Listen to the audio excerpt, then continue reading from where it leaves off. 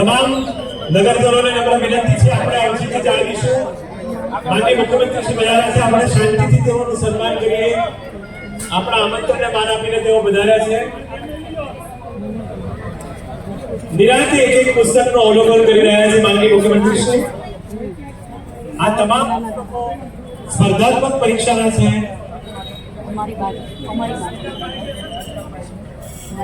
જે પુસ્તકની કિંમત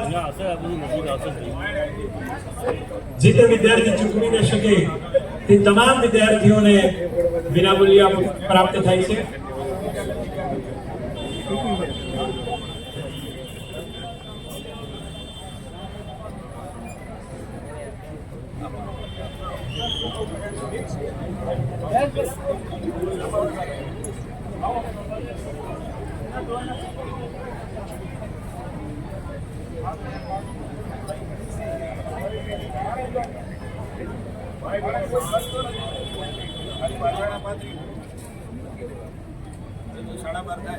તમામે તમામ સ્વયંસેવકોનું અભિવાદન ઝીલી રહ્યા છે માનનીય મુખ્યમંત્રી શ્રી।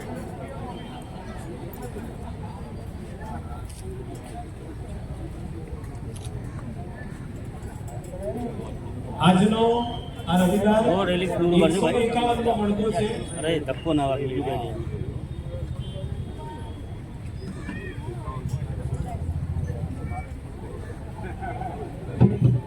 કઈ માનનીય મુખ્યમંત્રી શ્રી પુસ્તક પરબ વિશે માહિતગાર કરી રહ્યા છે। પુસ્તક પરબના સૂત્રધાર શ્રી મહેશભાઈ કસવાલા, તમામે તમામ હોદ્દેદારશ્રીઓનું હાર્દિક સ્વાગત છે।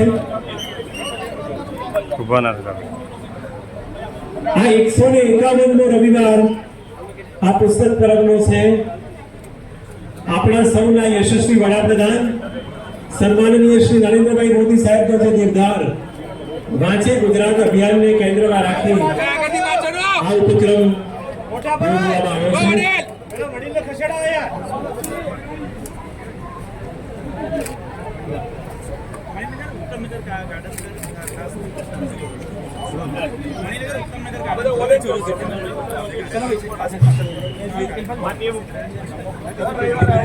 માનનીય મુખ્યમંત્રી શ્રી પુસ્તક પરબની મુલાકાત લઈ રહ્યા છે।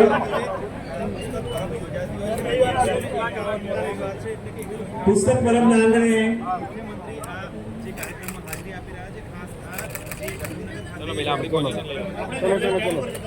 મૂકવામાં આવ્યા છે।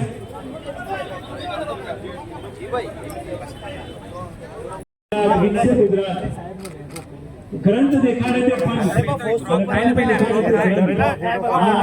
ગાંધી મુક્ત થાય, આપણને સૌને જીવનમાં ઉપયોગી નીવડે તેવી આ પુસ્તક પરબ 4/7/2021 થી શરૂ થઈ ગયા પરબ 151મો મળતો છે। માનનીય મુખ્યમંત્રી શ્રી આવ્યા છે। આવો આપણે આપણી પરંપરા અનુસાર માનનીય મુખ્યમંત્રી શ્રી સન્માન કરીએ।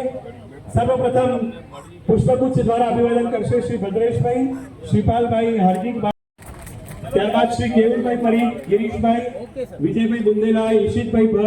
ના ના નહીં મારે નહીં।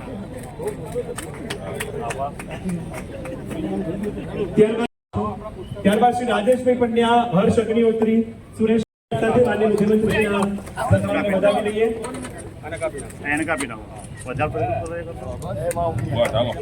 ખૂબ ખૂબ આભાર, ધન્યવાદ। આપણા માટે આનંદ અને ગૌરવનો વિષય છે કે આજે 151માં રવિવારે માનનીય મુખ્યમંત્રી શ્રી પુસ્તક પરબમાં પુસ્તક નમો પુસ્તક પરબ દેશના યશસ્વી પ્રધાનમંત્રી નરેન્દ્રભાઈ મોદી જ્યારે ગુજરાતના મુખ્યમંત્રી હતા અને ત્યારે નાના બાળકોથી લઈ અને બુઝુર્ગો સુધી વાંચવાની કેવી રીતે આદત પડે, સારું વાંચન કેવી રીતે થઈ શકે અને સંસ્કારો કેવી રીતે નવી પેઢીની અંદર પુનરાપિત થઈ શકે, એના માટે વાંચે ગુજરાતની આખો ઇનિશિયેટિવ લીધેલો. મણિનગરના ધારાસભ્ય માનની નરેન્દ્રભાઈ મોદી હતા ને ત્યારથી જ અમારા મનની અંદર નક્કી હતું કે માનની નરેન્દ્રભાઈએ જે વાંચે ગુજરાતનું ઇનિશિયેટિવ લીધું છે એને જીવંત રાખવા માટે કંઈક મણિનગરના લોકોએ કરવું જોઈએ. અને એટલા માટે 3-3.25 વર્ષ પહેલા નમો પુસ્તક પરબના માધ્યમથી એક નાનો વિચાર અમે રજૂ કર્યો. અમારા કાર્યકર્તાઓ, અમારા સ્વયંસેવકોએ આ વિચારને ઝીલી લીધો. નમો પુસ્તક પરબ આજે 151મો રવિવાર છે. સ્વયંભૂ લોકો પુસ્તકો પોતાના ઘરમાં વંચાયેલા પડી રહેલા પુસ્તકો જે છે અહીંયા ભેટમાં આપે છે. અને કેટલાય લોકો જે વાંચનના શોખીનો છે, નાના બાળકોથી લઈ અને વાંચનના શોખીનો અહીંયાથી વિના મૂલ્યે કોઈ પણ રજીસ્ટ્રેશન કર્યા વગર પુસ્તક લઈ જાય છે. એજ્યુકેશન માટેના પુસ્તકોનો એક અલગ વિભાગ આપ જોઈ શકો છો, બાજુમાં રાખેલો છે.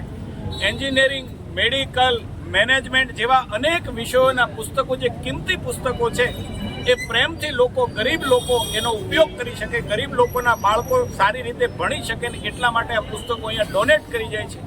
2,000, 3,000ની કિંમતના પુસ્તકો અહીંયા, કેટલાય પુસ્તકો અહીંયા પડ્યા છે કે જે લોકો અહીંયા સ્વયંભૂ મૂકી જાય છે અને બાળકો જે છે, ભણનારા બાળકો છે, વિદ્યાર્થીઓ છે, પોતાની રીતે લઈ જાય છે.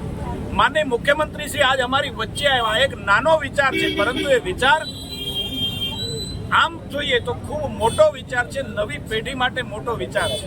માનનીય મુખ્યમંત્રી શ્રી આવા નાના એક ઇનિશિયેટિવને બળ આપવા માટે, પ્રેરણા લોકોને મળે આનાથી, એના માટે અહીંયા આવ્યા. અમે મણિનગરના વાસીઓ માનનીય મુખ્યમંત્રીશ્રીના આભારી છીએ કે માનનીય મુખ્યમંત્રીશ્રી એક નાના કાર્યક્રમની અંદર સ્વયં આવ્યા, અમને બળ આપ્યું, અમને પ્રેરણા આપી અને સાથે સાથે પોતાના મળેલા કેટલાક પુસ્તકો, માનનીય મુખ્યમંત્રીશ્રીના કાર્યાલયમાં મળેલા પુસ્તકોની ભેટ પણ આ નમો પુસ્તક પરબને આપી છે. અમે હૃદયપૂર્વક માનનીય મુખ્યમંત્રીશ્રીનો આભાર માનીએ છીએ. અમે હૃદયપૂર્વક અહીંયા પ્રેસ મીડિયાના જે મિત્રો છે એનો આભાર માનીએ છીએ કે આ વિચાર છે એ જન સુધી પહોંચે. આપણા ગુજરાતને એક નવું આ આયામ છે, એનો સમાચારનો સંદેશો લોકો સુધી પહોંચે અને આ પ્રવૃત્તિને ગુજરાતની અંદર વેગ મળે. એટલે આપ સૌ અહીંયા પધાર્યા છો, આ તાપની વચ્ચે પણ પધાર્યા છો, આપનો પણ હું આભાર માનું છું. ધન્યવાદ. સર્વે કરવા હુમલો થયો છે. હજી અમદાવાદની અંદર રાજ્યભરીના કાર્યવાહી ચાલશે. કોઈ પ્રકારની હિંસક પ્રવૃત્તિ ન થાય, એના માટે શાંતિપૂર્વક જે સર્વે કરી જશે. રાજ્યની સરકાર આવા પ્રકારની અનઅધિકૃત પ્રવૃત્તિ માટે ઝીરો ટોલરન્સની નીતિ ધરાવે છે.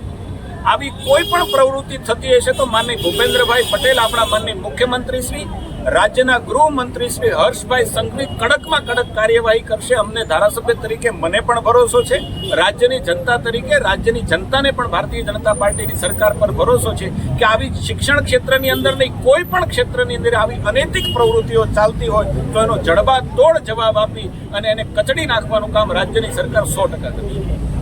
हुआ क्या कहेंगे उसको लेकर और आगे कार्यवाही कैसे रहेगी? देखिए, कल अहमदाबाद के एक मदरसा में एक ऐसी घटना घटी है जो नहीं घटनी चाहिए. एक आचार्य जो वहाँ की चेकिंग के लिए गया था, उसके ऊपर कई ईसमों द्वारा हमला किया गया.